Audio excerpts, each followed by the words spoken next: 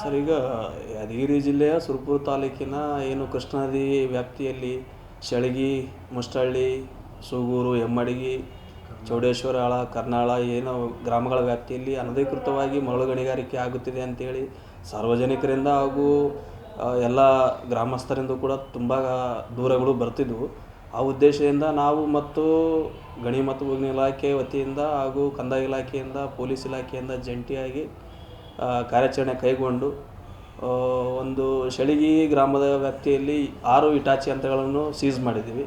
ನಂತರ 8,000 metric ton ಅಕ್ರಮ ದಾಸ್ತಾನು ಮರಳನ್ನು ಜಪ್ತಿಪಡಿಸಿಕೊಂಡು ಸರ್ಕಾರಿ ಕಾಮಗಾರಿಗಳಿಗೆ ಉಪಯೋಗಿಸಲಿಕ್ಕೆ ನಾವು ಪ್ರಕರಣ ದಾಖಲಿಸಿದ್ದೀವಿ.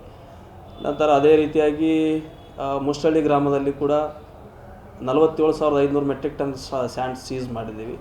7 ಇಟಾಚಿ ಯಂತ್ರಗಳನ್ನು ಸೀಸ್ ಮಾಡಿ ಒಂದು FIR ಕೂಡ ದಾಖಲೆ ಮಾಡಿದ್ದೀವಿ. ನಂತರ ಸೂಗೂರು ಹಾಗೂ ಹೆಮ್ಮಡಗಿ ಗ್ರಾಮದ ವ್ಯಾಪ್ತಿಯಲ್ಲಿ ಒಂದು 13,500 ಮೆಟ್ರಿಕ್ ಟನ್ ಸ್ಯಾಂಡ್ ಸೀಸ್ ಮಾಡಿ ಉತ್ತರ ಕರ್ನಾಟಕ ನ್ಯೂಸ್, ಇದು ಕನ್ನಡದ ಉಸಿರು.